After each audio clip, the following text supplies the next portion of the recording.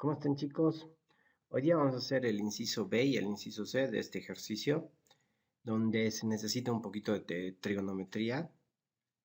Así que leemos: una bola de 0,5 kilogramos está atada al extremo de una ligera cuerda de 1,5 metros y se hace girar en un plano horizontal formando un ángulo de 30 grados con la vertical como muestra la figura.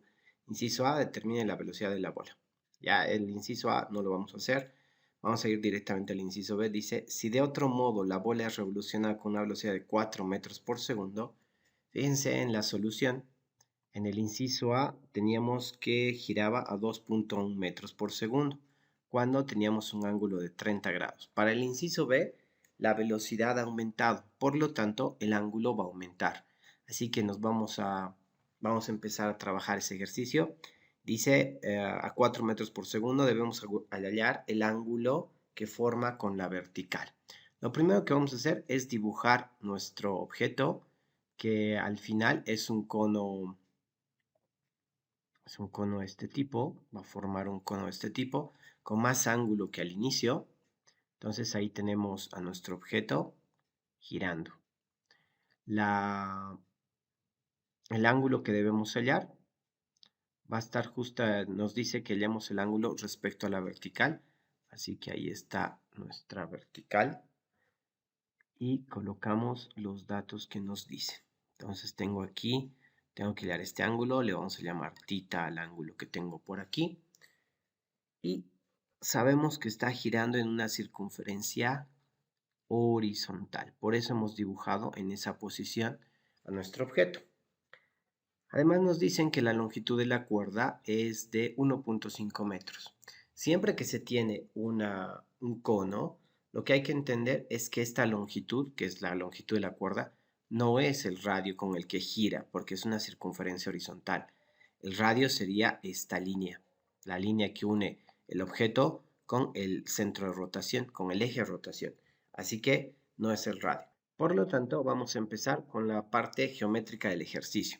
Cuando hablamos de la parte geométrica del ejercicio, estamos hablando de todo lo que tiene que ver con las medidas. Así que nuevamente voy a dibujar lo que tenemos por aquí. Tenemos una longitud de 1,5, ahí está.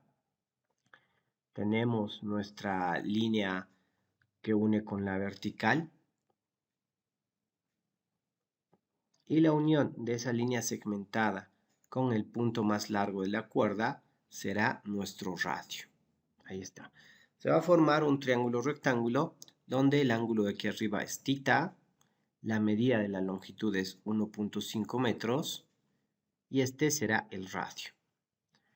Como es un triángulo rectángulo, nosotros podemos ver alguna función trigonométrica que relacione a los dos lados que tenemos. La función será seno. Seno del ángulo va a ser igual a cateto opuesto, que es r, sobre la hipotenusa, que es 1,5. Si yo quisiera encontrar entonces el radio será igual a 1,5 seno del ángulo. Listo. Ya tenemos la parte geométrica donde tenemos cómo expresar el radio en función a los datos que nos dan. Vamos a la parte de dinámica. En la parte de dinámica lo que tenemos que hacer es empezar a hacer el DSL del objeto. Las fuerzas que actúan sobre el objeto serían el peso, apuntando hacia abajo, y la tensión sobre la cuerda. Nosotros podemos observar que este va a ser nuestro eje radial, porque ese es el radio del círculo horizontal que vemos, y este va a ser nuestro eje tangencial. Recordemos que cuando estamos en un movimiento en dinámica circular, los ejes cambian de nombre a radial y tangencial. Al mismo tiempo podemos observar que al peso no lo descomponemos porque se encuentra en el eje tangencial, pero a la tensión debemos descomponerla. Y la descomponemos en dos partes: la tensión en el eje radial y la tensión en el eje tangencial. Recuerden que cuando descomponemos tensión radial, tensión tangencial, nosotros estamos haciendo un triángulo rectángulo. Observemos que el ángulo θ aparece aquí por ser ángulos concurrentes, aparece una especie de F.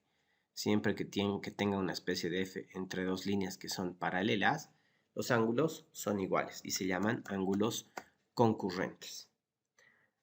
Con esto podemos empezar la parte de la segunda ley de Newton. Para el eje radial diremos fuerza centrípeta es masa por aceleración centrípeta y tendremos que la fuerza centrípeta es TR igual a la masa por, nos dan de dato justamente la velocidad tangencial porque está en metros por segundo. Así que la aceleración centrípeta, para la aceleración centrípeta usaremos la fórmula de velocidad tangencial, que sería velocidad tangencial al cuadrado sobre radio. La tensión radial va a ser igual a la tensión al vector original multiplicado por seno del ángulo, porque se encuentra frente al ángulo que estamos utilizando, igual a la masa por la velocidad al cuadrado sobre radio. Seguimos viendo y podemos ver que nos falta la tensión, nos falta el radio, así que trabajamos el eje tangencial. Para el eje tangencial tendré la ley de Newton que dice sumatoria de fuerzas en el eje tangencial igual a 0. ¿Por qué? Porque en ese eje no se está moviendo, no sube ni baja y tendríamos la tensión tangencial menos el peso igual a 0. La tensión tangencial va a ser igual a la tensión multiplicada por el coseno del ángulo y el peso que está restando al otro lado pasa a sumar y tendremos que es mg. De aquí podemos tener que la tensión por coseno del ángulo, podemos despejar la tensión. La tensión va a ser igual a mg sobre coseno del ángulo. Ahí está. Teniendo la tensión despejada, vamos a empezar a reemplazar todo lo que tenemos. Sabemos que el radio vale esto, la tensión vale esto, y todo vamos a reemplazar en la primera ecuación de fuerza centrípeta. En vez de tensión, entonces tendremos masa por gravedad sobre coseno del ángulo por seno del ángulo igual a la masa multiplicado por la velocidad al cuadrado sobre el radio. El radio es 1.5 seno del ángulo. Podríamos haber hecho seno sobre coseno tangente, pero de todas maneras tendríamos otra función.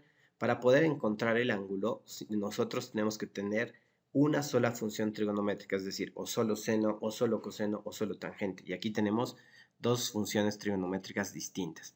Vamos a tratar de juntar las funciones trigonométricas una con otra y empezamos a eliminar algunos datos que se pueden ir. Tengo la masa que se elimina en ambos lados y ahora el seno del ángulo va a ir arriba junto con el 1.5 y el coseno va a ir al otro lado. Al hacer el intercambio tendríamos lo siguiente. 1.5 por g por seno va a ser seno cuadrado del ángulo. Seno cuadrado del ángulo. Igual, por el otro lado tendremos la velocidad al cuadrado por coseno del ángulo. Ahí está. Si reemplazamos los datos que tenemos, que sería la gravedad, que usamos 10, nosotros ya saben que vale 9,8, pero por comodidad usamos 10, y la velocidad que es 4 metros por segundo, tendríamos 10 por 1.5 sería 15 seno cuadrado del ángulo, igual a la velocidad que sería 4 por 4, 16 coseno del ángulo. Entonces tenemos una ecuación trigonométrica, porque tenemos funciones trigonométricas ahí. Para poder resolver esta ecuación trigonométrica que tenemos aquí, vamos a hacer uso de una identidad. Una de las identidades básicas en trigonometría que dice seno cuadrado del ángulo más coseno cuadrado del ángulo es igual a 1. Esta es la identidad trigonométrica que nos va a ayudar a que el seno cuadrado del ángulo esté en función del coseno y tengamos una sola función trigonométrica. Entonces, si yo despejo, tendríamos seno cuadrado del ángulo igual 1 menos coseno cuadrado del ángulo. Ahora, lo que vamos a hacer es reemplazar el seno cuadrado del ángulo en la ecuación que nos ha quedado. Y al reemplazar, ¿sí?, por 1 menos coseno cuadrado del ángulo, vamos a tener una sola función trigonométrica y así vamos a poder encontrar el ángulo. Reemplazamos. Reemplazando, veremos cómo nos queda la ecuación. Sería de la siguiente manera. 15, en vez de seno cuadrado del ángulo, voy a poner paréntesis, 1 menos coseno cuadrado del ángulo, igual a 16 coseno del ángulo. Repartimos el 15 y tendríamos 15 menos 15 coseno cuadrado del ángulo igual a 16 coseno del ángulo. Si nosotros observamos, nuestra variable coseno del ángulo está elevado al cuadrado. Hemos llegado a una ecuación de segundo grado. En la ecuación de segundo grado, nosotros vamos a ordenarla y vamos a tratar de resolverla. Ordenando esta ecuación, vamos a ordenarla aquí abajo, tendríamos lo siguiente. Todo lo que está en el lado izquierdo lo voy a llevar al lado derecho y tendríamos lo siguiente. 0 es igual a 15 coseno cuadrado del ángulo. Aquí está nuestra variable elevado al cuadrado. Luego tendría que venir nuestra variable elevado a la 1, 16 coseno del ángulo. Y este 15 que estaba sumando al otro lado pasa a restar, que sería nuestro término independiente. Entonces, tenemos una ecuación de segundo grado.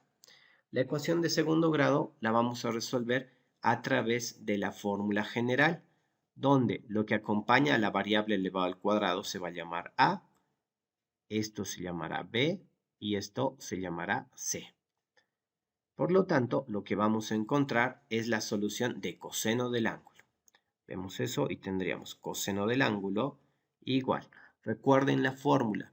La fórmula general para una ecuación de segundo grado dice menos b más menos raíz cuadrada de b al cuadrado menos 4ac, todo esto sobre 2a. Entonces, si empiezo a reemplazar, vemos menos, paréntesis, b vale 16, más menos raíz cuadrada de b al cuadrado, 16 elevado al cuadrado, menos 4 multiplicado por a, que es 15, multiplicado por c, que es menos 15. Todo esto está dentro de la raíz y todo esto lo dividimos entre 2 veces el valor de a, 2 por 15. Haciendo las operaciones respectivas tendríamos lo siguiente. Coseno del ángulo es menos 16 más menos. Hacemos las operaciones dentro de la raíz. Recuerden que menos por menos da más y tendremos 4 por 15 queda 900, que sumado a 16 al cuadrado es 1156. La raíz de 1156 es 34. De aquí ya podemos desglosar dos resultados. El primero dirá por el lado positivo, coseno del ángulo es igual a menos 16 más 34 sobre 30. Y por el otro lado tendremos coseno del ángulo es igual a menos 16 menos 34 sobre 30. Haciendo las operaciones respectivas, aquí tendremos coseno del ángulo, 16 menos 34 es 18, 18 sobre 30 es 3/5. Y por el otro lado tendremos coseno del ángulo es igual a menos 5/3. Ya sabemos que el coseno del ángulo no es un número que está entre menos 1 y más 1. Y menos 5/3 es mayor, por lo tanto este resultado no funciona. El resultado que va a funcionar es el que tenemos acá y tendremos que el ángulo va a ser igual a coseno a la menos 1 de 3/5. Listo. Y con eso encontramos que el ángulo es 53 grados. Entonces, en este ejercicio había que utilizar la identidad trigonométrica que dice seno cuadrado del ángulo más coseno cuadrado del ángulo es igual a 1 para poderla sustituir y tener tener la incógnita del ángulo con una sola función trigonométrica, que en este caso es el coseno. Hasta aquí el inciso B del ejercicio número 29.